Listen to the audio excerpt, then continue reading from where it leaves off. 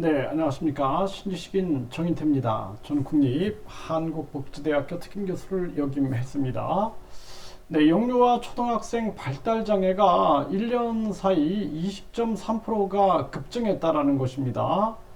네, 이게 참 심각한 문제인데요. 네, 영유아 초등학생 발달장애 환자가 1년 만에 20.3%가 급증했고요. 0에서 13세까지 모든 연령대에서 2020년에는 12만 9천 명이었는데 2021년에는 15만 6천 명으로 증가가 됐다는 것입니다. 15만 명이다. 이 굉장한 거죠. 네, 그래서 언어 발달 장애, 심리적 발달 장애, 운동 과다 장애, 행동 장애, 틱 장애 등 다양한 유형으로 나타나고 있다라는 것입니다.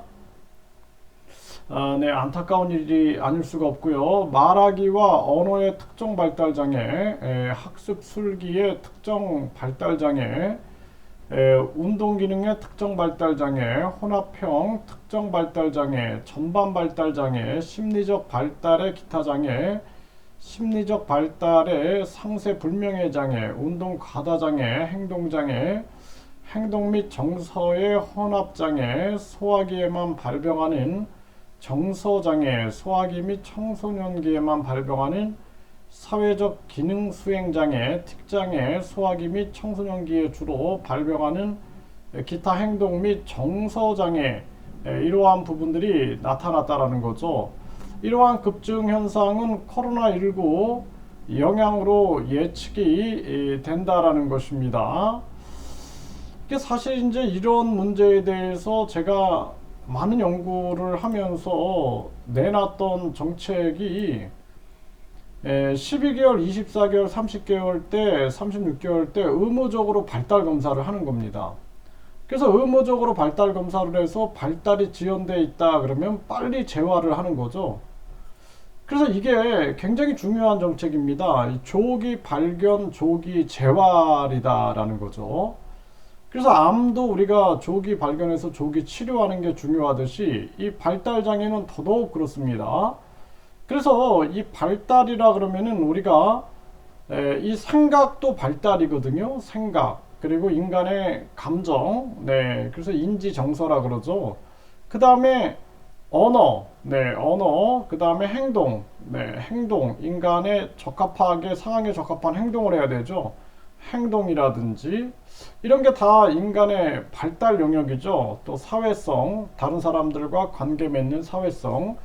근데 이러한 발달들이 하나로 다 연결되어 있는 거예요. 그래서 우리가 생각과 감정과 기억이 하나로 연결되어서 상호작용을 하고 있는 거고, 인간의 이 정신과 뇌와 신체가 하나로 연결되어서 상호작용을 하고 있는 겁니다.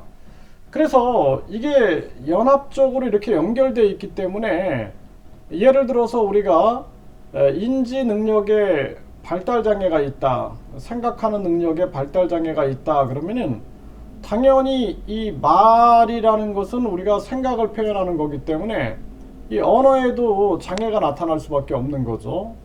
또 인간의 뇌의 발달에 장애가 있으면은 뇌와 이 음성기관이라든지 조음기관, 그리고 온몸이 다 연결되어 있기 때문에 행동과 언어에 장애가 생길 수밖에 없는 거고, 다른 사람들과 우리가 관계를 맺을 때 보면은 언어와 행동, 그리고 생각, 감정, 기억에 대한 언어, 행동을 통한 표현, 이런 걸 통해서 끊임없이 사회성을 발달시켜 나가는 것인데, 이 전체적인 연결 상황에서 총체적인 발달 장애가 나타날 수밖에 없는 것입니다. 그래서 이게 이제 인간의 발달에 있어서 가장 중요한 것은 사람과의 상호작용이거든요.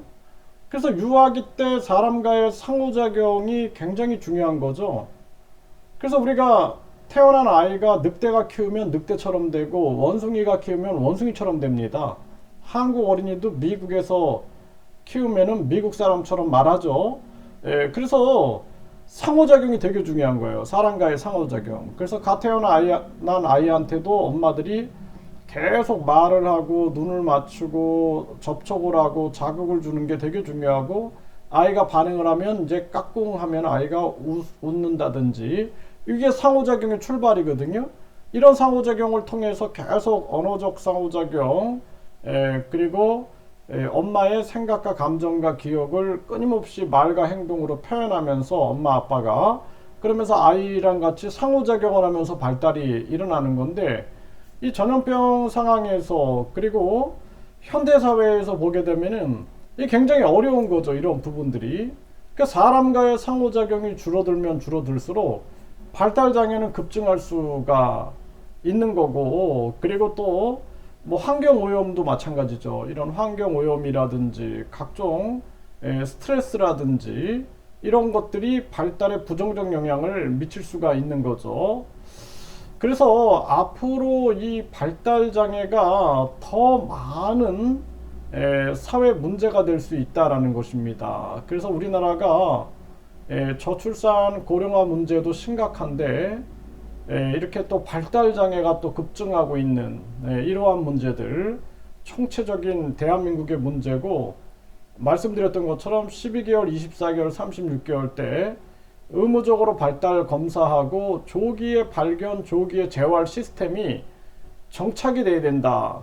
그리고 전국에 이 발달 센터들이 있어요. 아동 발달 센터들이 있는데, 이거를 지정할 때 보면은 이게 이제 뭐 투명하지 않은 경우가 되게 많아요. 그렇기 때문에 이 지정도 사실상 신고제로 바꿔가지고 신고하게 되면은 거기서 이제 많은 아이들이 재활을 받을 때 혜택을 받을 수 있게끔 하고, 궁극적으로는 사실상 부모들한테 직접 지원해 주는 게 가장 현명한 방법이다. 그래서 아동의 발달 지원이 있을 때는 아이의 발달을 재활시킬 수 있게끔 부모들한테 직접 지원해 줄 수 있는 시스템을 구축하는 것이 가장 현명한 방법이다. 이렇게 말씀을 드릴 수가 있습니다.